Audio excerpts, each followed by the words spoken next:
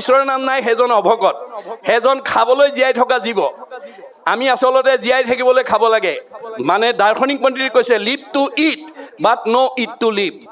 আমি জীয়াই থাকিবলৈ খাব লাগে, খাবলৈ জীয়াই থাকিব নালাগে। কিন্তু আজি এই দৰ্শন নজনা আমাৰ সমাজত বহুত মানুহ খাবলৈ জীয়াই থকা মানুহৰ সংখ্যা বেছি। কেনেকুৱা জুতিয়ে বুদ্ধিয়ে দিলে ভাল, নহ'লে কাল।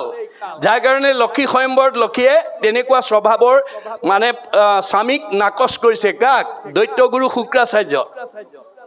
দৈত্যগুৰু শুক্ৰাচাৰ্যৰ ওচৰলৈ গৈ মানে লক্ষ্মীয়ে কৈছে, জানো দৈত্য গুৰু শুক্ৰ হুন্ত মহাজ্ঞানী তথাপি নেৰন্ততান লোভাবিষ্ট প্ৰাণী।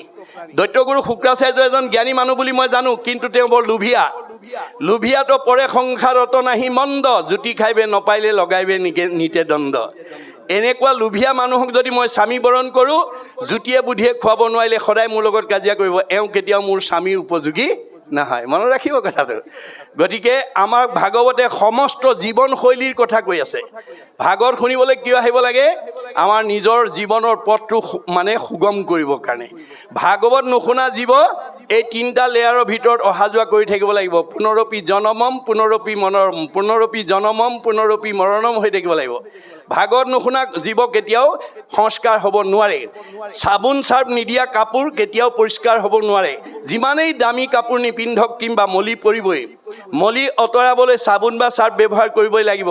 আপোনালোকৰ 10 কপোহোৱা গাঁৱত যিমান বিদ্যাৱন্ত ধনৱন্ত শ্ৰীমন্ত সম্পদশালী ব্যক্তি নাথাকক কিংবা তেওঁ ঈশ্বৰৰ কথা শুনিবই লাগিব।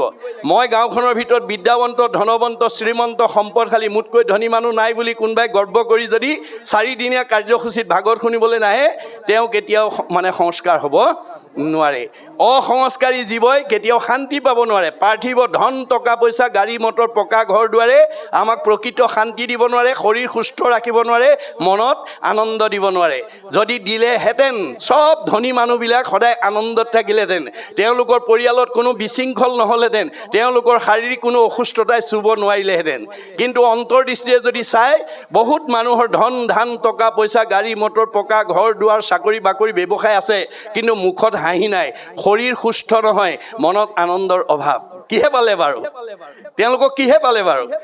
আমাৰ গুৰুজনাই কৈছে আন যত সবে মিছা ভক্তিৰ অভাৱে। এই পাৰ্থিৱ ধন টকা পইচাই আমাৰ শৰীৰটো সুস্থ ৰাখিব নোৱাৰে, আমাক বৈকুণ্ঠৰ পাৰিষদ কৰিব নোৱাৰে। গতিকে আজি বহুত সমাজৰ ধনী মানি জ্ঞানী বিদ্যাৱন্ত লোক আছে, সমাজে বেয়া পায়, কিয়নো তেওঁ ভাগৱতৰ দৰ্শন নাজানে। ভাগৱতে কি বুলি কৈছে? শাস্ত্ৰ অনুবৰ্তী শত্ৰু নুহি উত্তপন। শাস্ত্ৰ শুনা আৰু পঢ়া মানুহৰ কেতিয়াও শত্ৰু থাকিব নোৱাৰে। শত্ৰু নথকা অৱস্থাত যদি